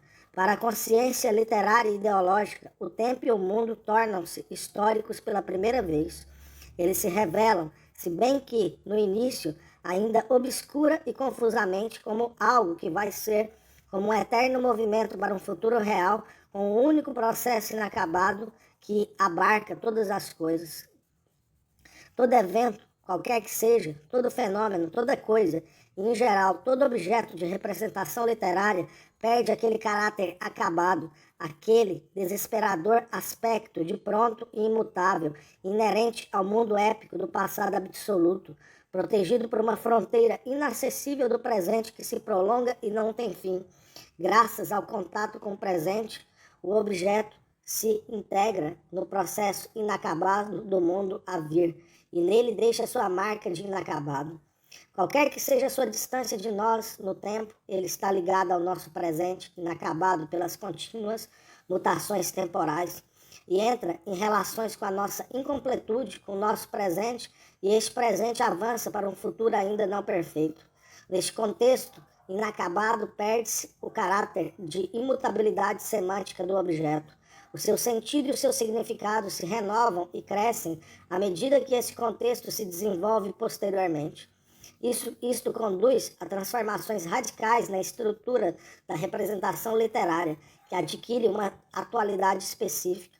Ela entra em relação, numa ou noutra forma ou medida, com aquele acontecimento da vida que está se desenvolvendo agora, ao qual também nós, autor e leitores, estamos ligados de maneira substancial. Com isto, cria-se uma zona de estruturação de representações radicalmente nova no romance, uma zona de contato máximo do objeto de representação com o presente na sua imperfeição e, por conseguinte, também com o futuro. A profecia é a própria da epopeia, a predição é própria do romance. A profecia épica se realiza totalmente nos limites do passado absoluto, se não em dada epopeia, ao menos nos limites da tradição que a envolve. Ela não diz respeito ao leitor e ao seu tempo real. Já o romance quer profetizar os fatos, predizer e influenciar o futuro real, o futuro do autor e dos leitores. O romance tem uma problemática nova e específica. Seus traços distintivos são a reinterpretação e a reavaliação permanentes. O centro da dinâmica da percepção e da justificativa do passado é transferido para o futuro. A modernidade do romance é indestrutível, modernidade esta relegada a uma avaliação injusta dos tempos. Lembremos a reavaliação do passado na Renascença, as trevas da Idade Gótica, no século XVIII, Voltaire, no positivismo, a denúncia dos mitos, das lendas, da heroicização, o afastamento máximo da memória e antes do empirismo, a redução do conceito de conhecimento, o progressismo mecanicista como critério supremo. Abordemos algumas particularidades ligadas a estas questões. A ausência de um acabamento e de um arremate internos levou a um forte reforço das exigências de um mesmo acabamento e arremate, externos e formais, particularmente do que toca ao sujeito. Novamente se coloca o problema da origem, do fim e da consistência. A epopeia é indiferente a um começo formal. Ela pode ser incompleta, isto é, pode ter um final, como que devido ao acaso. O passado absoluto é fechado e finito, tanto no seu todo como em qualquer parte. Por isso, pode-se elaborar e apresentar qualquer parte como um todo. Não é possível abarcar todo o mundo do passado absoluto, e ele é único quanto ao argumento. Numa única epopeia, isto significaria recontar toda a tradição nacional, e é difícil abarcar até mesmo algumas das suas partes significativas. Mas isto importa pouco, pois a estrutura do todo se repete em cada parte, e cada parte é acabada e fechada como um todo. Pode-se começar a narração a qualquer momento e terminá-la a qualquer momento. A Ilíada apresenta-se como um extrato fortuito do ciclo troiano. O seu final, as Eséquias de Heitor, do ponto de vista romanesco, não poderia servir de modo algum como fim para um romance, mas o caráter de acabamento épico não se ressente disso. O interesse particular suscitado pelo fim, e como terminará a guerra, quem vencerá, o que será de Aquiles, etc., é totalmente excluído na atitude do material épico, tanto pelos seus motivos externos quanto pelos internos. O aspecto de enredo na tradição já era conhecido de antemão. O interesse particular pelo que vem depois, o que vai acontecer, e o interesse pela conclusão, como terminará, são característicos unicamente para o romance e possíveis somente na zona de proximidade de contato, impossíveis numa representação remota. Na representação à distância, todo evento é dado e é impossível, o interesse pelo sujeito que não se conhece. Já o romance especula sobre as categorias da ignorância. Surgem diversas formas e métodos para a utilização dos excessos do autor, aquilo que o herói não sabe e não vê. Pode-se utilizar externamente estes excessos no enredo e na elaboração para a conclusão fundamental, e na exteriorização específica do romance, da representação do homem, surge também o problema de outra eventualidade diferente. As singularidades da zona romanesca, nas suas diferentes variantes, se manifestam de vários modos. O romance pode ser isento de qualquer problemática. Tomemos, por exemplo, um romance de folhetim. Nele não há nada de problemática filosófica ou sociopolítica e nem de psicologia. Por conseguinte, não é através de suas esferas que se pode estabelecer o contato com algum evento inacabado da nossa existência. A ausência de distância e de zona de contato são tratados aqui de maneira diferente. No lugar da nossa vida enfadonha, nos oferecem um sucedâneo. É verdade, mas se trata de uma existência fascinante e brilhante. Pode-se participar dessas aventuras e se auto-identificar com os seus personagens. Tais romances quase sempre servem de substitutos de nossa vida particular. Nada de semelhante é possível com relação à epopeia e aos outros gêneros distanciados. É aqui que se revela também um perigo específico desta zona de contato romanesco. É possível introduzir-se a si próprio no romance, jamais na epopeia e nos outros gêneros distanciados. Daí a possibilidade de fenômenos tais como a substituição da vida particular pela leitura imoderada de romances ou por sonhos, à maneira romanesca, como o personagem das Noites Brancas, como o bovarismo, como a manifestação da vida dos personagens romanescos em voga, desencantados, demoníacos, etc.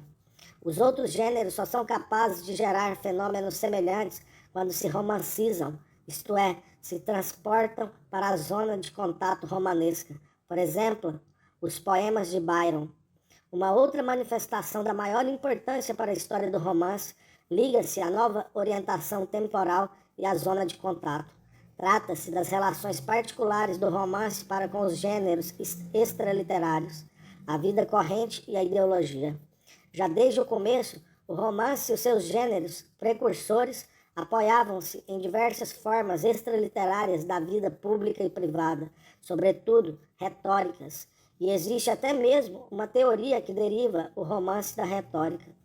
E nas épocas seguintes de sua evolução, o romance se utilizou larga e substancialmente das cartas, dos diários, das confissões, dos métodos da nova retórica judicial, etc. Construído na zona de contato com um evento da atualidade inacabada, o romance frequentemente ultrapassou as fronteiras da arte literária específica, transformando-se então, ora num sermão moralizador, ora num tratado filosófico, ora em verdadeira diatribe política, ora em algo que se degenera numa obscura confissão íntima primária, em grito da alma, etc. Todos estes fenômenos são extremamente característicos do romance enquanto gênero que está por se constituir, pois as fronteiras entre o artístico e o extraliterário, entre a literatura e a não literatura, etc., não são mais estabelecidas pelos deuses. Toda especificidade é histórica. O porvir da literatura não é só crescimento e mudança nos limites das inabaláveis fronteiras de sua especificidade. Ele abala as próprias fronteiras. O processo de modificação das fronteiras pelo domínio da cultura, inclusive da literatura, é um processo extremamente lento e complexo. Violações isoladas das fronteiras desse especificum, como aquelas acima indicadas, não são mais do que sintomas deste processo que se desenvolve a grande profundidade. No romance, enquanto gênero que se constitui, estes sintomas da transformação da especificidade revelam-se muito mais frequentes, nítidos e bem mais característicos, pois é o romance que os encabeça. O romance pode servir como documento para a previsão dos grandes destinos, ainda longínquos da evolução literária. Porém, a modificação da orientação temporal e da zona de edificação das representações não revela nada mais profundo e essencial do que a reestruturação da representação do homem na literatura. Entretanto, os limites do presente estudo, eu só poderei abordar de maneira rápida e superficial esta grande e complexa questão. O homem dos grandes gêneros distanciados é o homem de um passado absoluto e de uma representação longínqua. Como tal, ele é inteiramente perfeito e terminado, ele é constituído num alto nível heróico, mas está desesperadoramente pronto.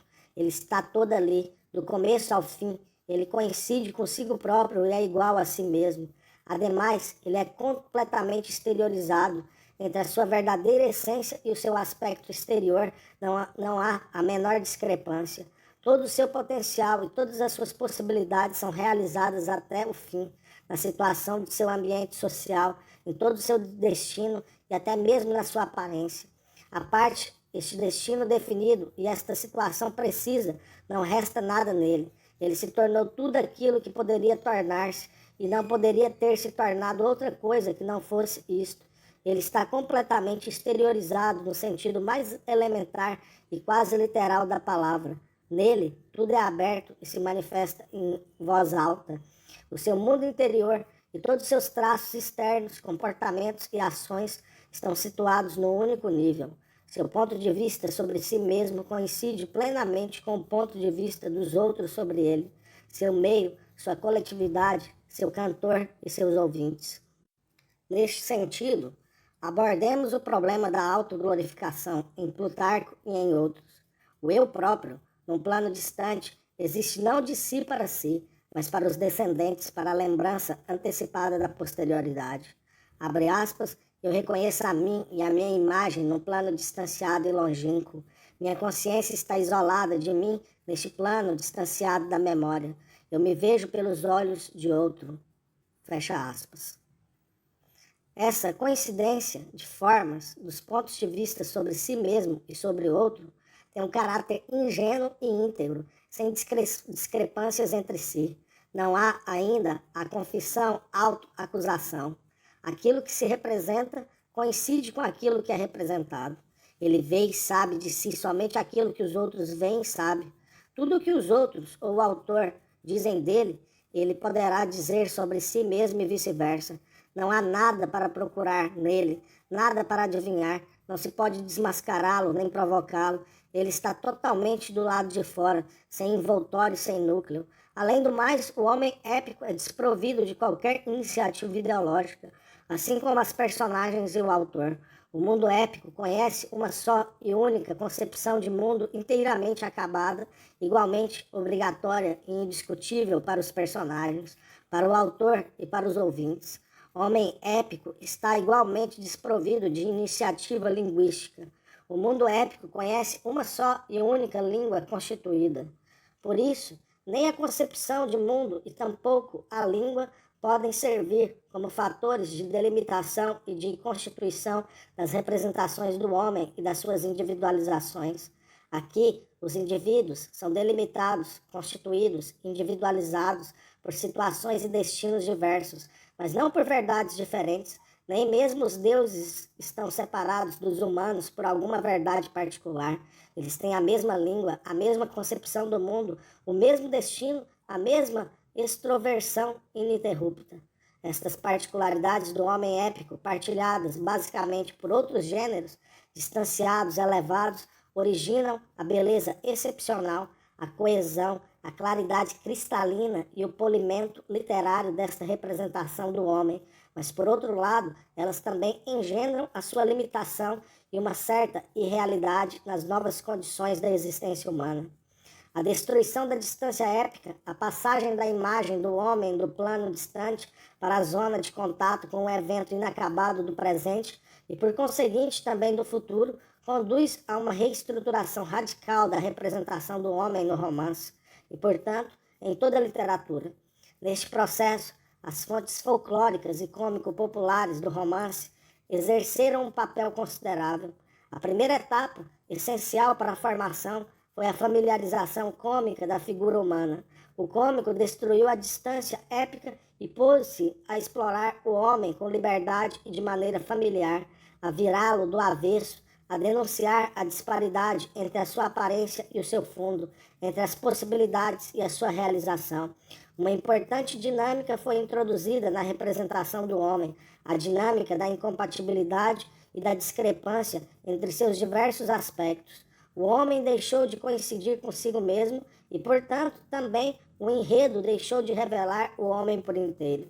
De todas estas divergências e discrepâncias, O riso tira antes de tudo os efeitos cômicos, e não apenas cômicos, originando já nos gêneros sério-cômicos da antiguidade figuras de outra ordem, como, por exemplo, a figura grandiosa e heróica de Sócrates, tratada na sua totalidade de maneira nova e complexa.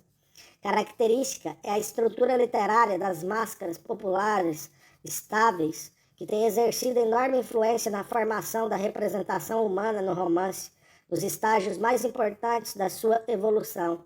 Os gêneros sério-cômicos da antiguidade, Rabelais, Cervantes. O herói épico e trágico não está nada fora do seu destino e do enredo que o condiciona. Ele não pode se tornar herói de um destino diferente de um outro enredo. As máscaras populares, Macos, Polichinelo, Arlequim, ao contrário, podem seguir qualquer destino e figurar em quaisquer situações, às vezes no interior de uma só peça, mas elas jamais se deixam esgotar, mantendo sempre sobre qualquer situação e destino o seu excedente de alegria, conservando em todos os momentos a sua face humana pouco complicada e inexaurível. Por isso, tais máscaras podem atuar e falar fora do enredo. Melhor dizendo, é exatamente nas suas apresentações improvisadas, nas trices das atalanas, nos lasi da comédia italiana, que elas melhor revelam o seu rosto. Nem o herói épico, nem o trágico pode se apresentar por sua própria natureza numa pausa improvisada ou num entreato. Para isto, ele não tem nem rosto, nem gesto e nem palavras. Nisto reside a sua força e também a sua limitação. Épico ou trágico é o herói que perece, pois esta é a sua natureza. As máscaras populares, ao contrário, jamais perecem. Nenhum só tema das atelanas, das comédias italianas ou das comédias francesas italianizadas prevê ou pode prever a morte real de Macos, de Polichinelo ou de Arlequim. Em compensação, muitos preveem sua morte fictícia e cômica com a subsequente ressurreição. São os heróis das improvisações livres e não aqueles da tradição, os heróis de um processo indestrutível, eternamente renovado, sempre atual da vida, não são os heróis do passado absoluto. Estas máscaras e a sua estrutura, não coincidentes consigo mesmas e que, em cada situação dada, extravasamento de alegria e inexauribilidade de verve, exerceram, repetimos, uma enorme influência na representação do homem no romance. Esta se conservou nele, mas sob uma forma mais complexa, mais profunda e mais séria, ou sério-cômica, quanto ao conteúdo. Um dos principais temas interiores do romance é justamente o tema da inadequação de um personagem ao seu destino e à sua situação. O homem ou é superior ao seu destino ou é inferior à sua humanidade. Ele não pode se tornar inteira ou totalmente funcionário ou senhor de terras, comerciante, noivo, rival, pai, etc. Se um personagem do romance consegue, isto é, se ele se ajusta inteiramente à sua situação e ao seu destino, o personagem de gênero da vida cotidiana, a maioria dos personagens secundários do romance, então o seu excedente de humanidade pode se realizar na imagem principal do herói.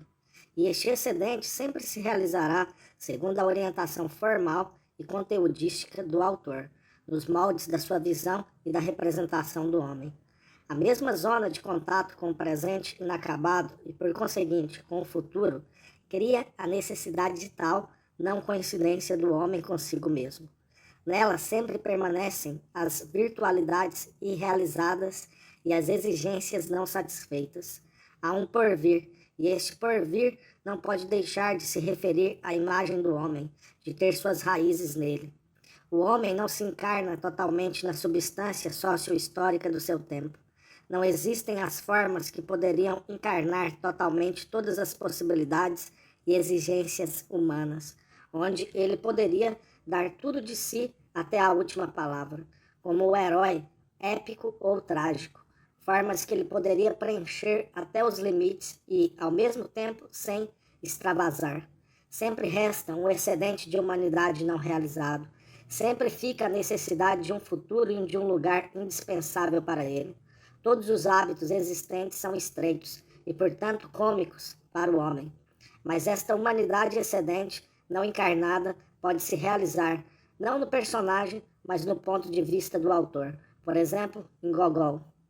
Quanto à realidade romanesca, ela é uma das realidades eventuais. Ela não é indispensável. Ela é fortuita e carrega em si outras possibilidades. A entidade épica do homem se desagrega no romance segundo outras linhas. Surge uma divergência fundamental entre o homem aparente e o homem interior, e como resultado, leva o aspecto subjetivo do homem a tornar-se objeto de experiência e de representação. Inicialmente, no plano cômico e familiarizante, constata-se uma antinomia específica de aspectos, o homem visto por si mesmo e pelos olhos de outrem. Esta desintegração da entidade épica e trágica do homem no romance vai de encontro aos pródromos de uma entidade nova e complexa, um estágio mais elevado da evolução humana. Finalmente, o homem adquire no romance uma iniciativa ideológica e linguística que modifica sua figura, um tipo novo e superior de individualização do personagem. Já no antigo estágio da sua evolução, o romance apresentava as notáveis figuras dos personagens ideólogos, tal como Sócrates ou Epicteto, rindo, no chamado romance de Hipócrates, ou ainda a figura profundamente romanesca de Diógenes na vasta literatura dialogada dos cínicos e na sátira menipeia. Aqui ele se aproxima fortemente da imagem da máscara popular. E, finalmente, Menipo, em Luciano. O personagem de romance, como regra, é um ideólogo, em maior ou menor grau. Eis apresentado um esquema um tanto abstrato e simplificado da maneira como o homem é reconstruído no romance. Tiremos algumas conclusões. O presente, com seu caráter inacabado, considera como ponto de partida e centro de orientação literário-ideológica, marca uma revolução grandiosa na consciência criadora do homem. No mundo europeu, esta reorientação e destruição da antiga hierarquia dos tempos receberam seu caráter fundamental de gênero nas fronteiras da antiguidade clássica e do helenismo, e nos tempos modernos, no período tardio da Idade Média e na Renascença. Durante esse período são lançadas as bases do gênero romanesco, se bem que esses elementos já há muito estivessem preparados e suas raízes penetradas no folclore. Todos os outros gêneros elevados nesta época já há muito eram gêneros constituídos, velhos e quase esclerosados, impregnados de alto a baixo pela antiga hierarquia dos tempos. O romance, enquanto gênero, desde o início se constituiu e se desenvolveu no solo de uma nova sensibilidade em relação ao tempo. O passado absoluto, a tradição, a distância hierárquica não tiveram nenhuma parte no processo de sua formação como gênero. Eles desempenharam somente um papel insignificante em certos períodos de sua evolução, quando este era submetido a uma certa epização, como, por exemplo, o romance barroco. O romance se formou precisamente no processo de destruição da distância épica, no processo de familiarização cômica do mundo e do homem, no abaixamento do objeto da representação artística ao nível de uma realidade atual, inacabada e fluida. Desde o início, o romance foi construído não na imagem distante do passado absoluto, mas na zona do contato direto com esta atualidade inacabada. Sua base repousava na experiência pessoal e na livre invenção criadora. A nova e sóbria imagem da arte romanesca em prosa e a nova concepção crítica científica fundamentada na experiência pessoal se formaram lado a lado e simultaneamente.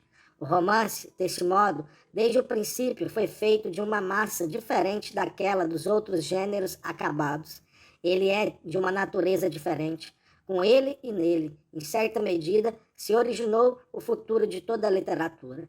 Por isso, uma vez nascido, ele não pode ser simplesmente um gênero ao lado dos outros gêneros e tampouco pode estabelecer relações mútuas com eles, no sentido de uma coexistência pacífica e harmoniosa. Diante do romance, todos os gêneros começam a ressoar de maneira diferente. Tem início um longo conflito pela romancização dos outros gêneros, pelo engajamento deles na zona de contato com a atualidade inacabada. O curso deste conflito será complexo e sinuoso. A romancização da literatura não implica em absoluta imposição aos outros gêneros de um cânone estrangeiro e não peculiar, pois o próprio romance está privado deste cânone. Ele, por sua natureza, é acanônico. Trata-se da sua plasticidade, um gênero que eternamente se procura, se analisa e que reconsidera todas as suas formas adquiridas. Tal coisa só é possível ao gênero que é construído numa zona de contato direto com o presente em devir. Por isso, a romancização dos outros gêneros não implica a sua submissão a cânones estranhos. Ao contrário, trata-se de liberá-los de tudo aquilo que é convencional, necrosado, empolado e amorfo, de tudo aquilo que freia sua própria evolução e de tudo aquilo que os transforma ao lado do romance, em estilizações de formas obsoletas. Desenvolvi minhas posições de uma forma um tanto abstrata, ilustrei-as somente com alguns exemplos da antiga etapa da formação do romance. Esta minha escolha foi determinada pelo fato de que entre nós, na Rússia, a significação desta etapa tem sido fortemente menosprezada. Mesmo que se fale de um antigo estágio do romance, tem-se tido em vista, por tradição, unicamente o romance grego. Ora, a antiga etapa do romance tem um enorme significado para a exata compreensão da natureza deste gênero. Mas em solo antigo, o romance não podia desenvolver efetivamente todas aquelas possibilidades que se revelaram no mundo moderno. Notamos que, em certas cenas da antiguidade, o presente inacabado começava a se sentir mais perto do futuro do que do passado. Todavia, no solo sem perspectivas da sociedade antiga, este processo de reorientação para um futuro real não podia ser concebido, pois este futuro real não existia. Esta reorientação se concretizou pela primeira vez no período da Renascença. Nesta época, o presente, a atualidade, se fizeram sentir não só como um prolongamento sem fim do passado, mas também como um novo e verdadeiro começo heróico.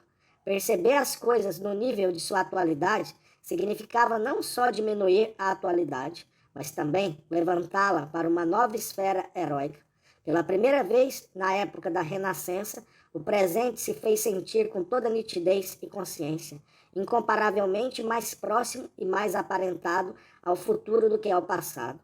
O processo de evolução do romance não está concluído. Ele entra atualmente numa nova fase. Nossa época se caracteriza pela complexidade e pela extensão insólitas de nosso mundo, pelo extraordinário crescimento das exigências, pela lucidez e pelo espírito crítico. Estes traços determinam igualmente o desenvolvimento do romance. Mikhail Bakhtin, 1941.